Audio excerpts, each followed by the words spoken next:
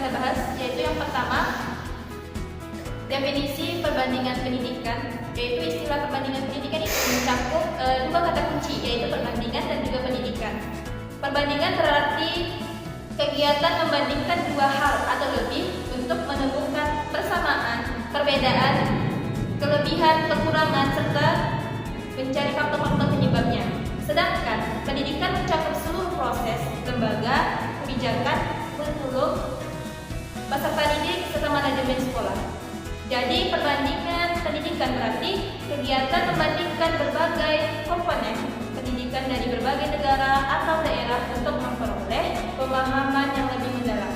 Menurut Charter Figure, perbandingan pendidikan adalah studi yang bertugas mengadakan perbandingan teori atau praktik kependidikan yang ada dalam beberapa negara dengan maksud memperluas pandangan dan juga pengetahuan di luar batas negerinya sendiri. Sementara itu, menurut E.L. Kandel, perbandingan pendidikan adalah studi tentang teori dan praktik pendidikan masa sekarang, sebagaimana dipengaruhi oleh berbagai macam latar belakang yang merupakan kelanjutan sejarah, dan juga dari dua definisi tersebut kita dapat dipahami bahwa perbandingan pendidikan selalu melibatkan analisis yang mendalam terhadap konteks historis.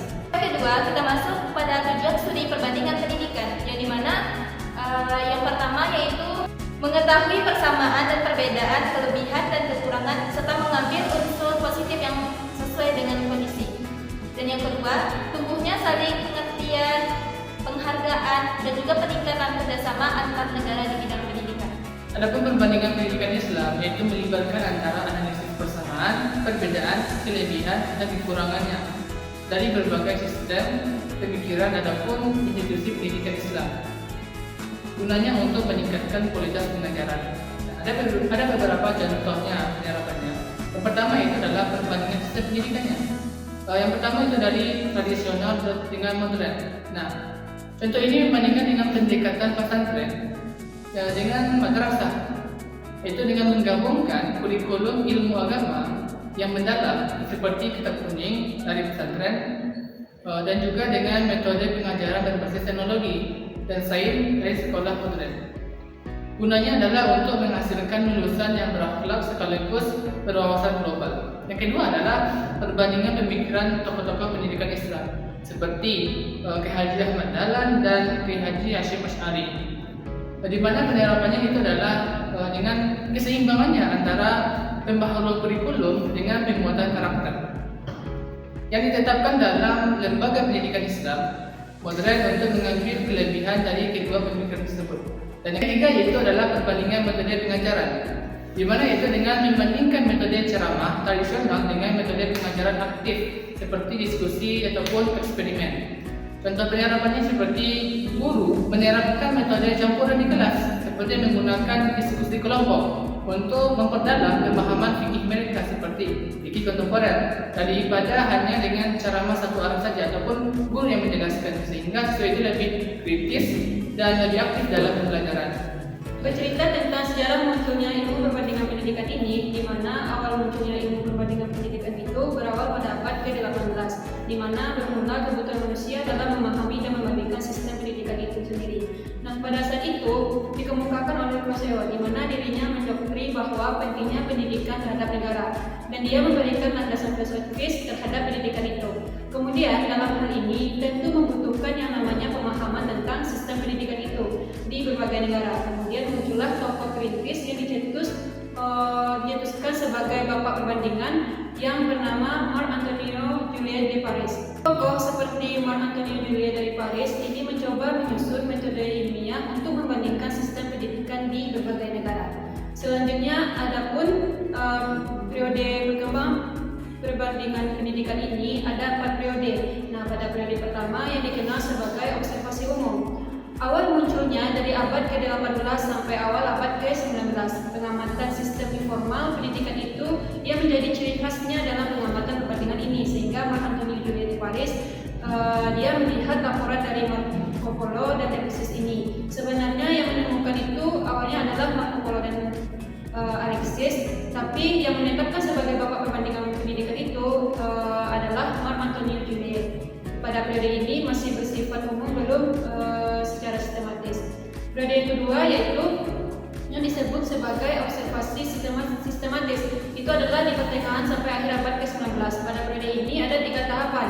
Yang pertama, tahap pertama dia mengumpulkan data pendidikan yang dilakukan secara terstruktur. Artinya sudah secara mendalam dan berbeda dengan sebelumnya. Kedua, perintah pada abad ini mengirimkan utusan ke negara lain. Tujuannya adalah untuk mengumpulkan informasi tentang pendidikan itu. Siapa itu? Salah satunya adalah Victor Cousin dengan teman-temannya.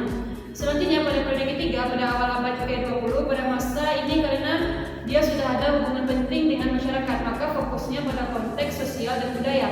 Jadi pada masa ini mulai diperhatikan pada aspek sosial dan budaya. Kemudian setelah munculnya konteks sosial dan budaya tadi barulah dianalisis. Yang dianalisis itu adalah faktor-faktor yang mempengaruhi sistem pendidikan itu, yaitu faktor sosial dan budaya. Dan periode terakhir yaitu barulah pendekatan ilmiah, yaitu pertengahan abad 20 sampai hari ini yang disebut dengan era modern. Pada periode ini penggunaan metode itu sudah modern. Metode yang digunakan adalah kualitatif dan kuantitatif. Nah, kualitatif ini tujuannya adalah mendeskripsikan bagaimana sistem pendidikan yang didapatkan di negara tadi. Kemudian kuantitatif di mana itu adalah melihat data-data yang telah didapatkan tadi.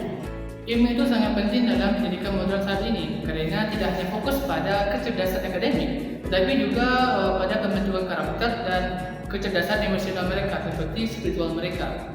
Nah, di sini letak pentingnya ilmu itu. Yang pertama adalah untuk menyeimbangkan intelektual dan moral, di mana pendidikan modern itu seringkali terlalu fokusnya pada menekankan kolektif mereka, tetapi ilmu itu adalah untuk membantu peserta didik itu untuk memiliki akhlak yang mulia dan juga bisa mengendalikan diri mereka.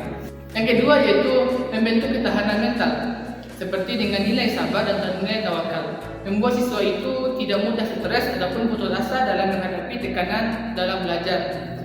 Yang ketiga yaitu adalah mengarahkan penggunaan ilmu itu untuk digunakan pada kebaikan. Selanjutnya kita masuk kepada sejarah pendidikan Islam di Indonesia. Pendidikan Islam di Indonesia dimulai sejak masuknya Islam sekitar abad ke-7 hingga ke-13 melalui perdagangan pedagang Arab, Persia, dan India. Pada masa awal pendidikan dilakukan secara sederhana, yaitu di masjid, surau, dan rumah, lalu berkembang menjadi pesantren sebagai pusat utama pendidikan Islam. Pada masa kerajaan Islam sekitar abad ke-15 sampai ke-17, pendidikan Islam semakin berkembang karena didukung oleh kekuasaan seperti Kerajaan Demak dan Aceh. Kemudian saat penjajahan Belanda pada abad ke-17 hingga 20, pendidikan Islam mengalami pembatasan karena pemerintah kolonial lebih mengutamakan pendidikan barat, namun pesantren tetap bertahan sebagai pusat pendidikan dan perlawanan. Memasuki awal abad ke-20, muncul pembaruan melalui Muhammadiyah, yaitu muncul pada tahun 1912 dan Nahdlatul Ulama pada tahun 1926 yang mulai menggabungkan pendidikan agama dan umum. Setelah Indonesia merdeka pada tahun 1945, pendidikan Islam melalui diakui secara resmi ditandai dengan berdirinya Kementerian Agama pada tahun 1946 dan berkembangnya madrasah serta perguruan tinggi Islam. Pada era modern hingga sekarang, pendidikan Islam terus berkembang dengan menyesuaikan ilmu pengetahuan dan teknologi. Selanjutnya, kita masuk kepada sistem pendidikan Islam di Indonesia pada saat ini. Saat ini, pendidikan Islam sudah menjadi bagian dari sistem pendidikan nasional, terutama sejak setelah kemerdekaan 1945 hingga sekarang. Bentuknya meliputi pesantren, madrasah, dan perguruan tinggi Islam. Madrasah berkembang pada sejak tahun 1947. Madrasah Ibtidaiyah dan semakin diakui dalam sistem nasional, terutama sejak kebijakan pendidikan tahun 1975 yang mengintegrasikan pendidikan Islam dengan pendidikan umum. Kurikulum saat ini menggabungkan ilmu agama dan ilmu umum serta diarahkan untuk membentuk akhlak, karakter, kemampuan, dan akademik siswa. Hingga sekarang di era modern, pendidikan Islam terus menyesuaikan diri dengan perkembangan teknologi dan globalisasi, tetapi juga mempertahankan nilai-nilai Islam sebagai dasar utama.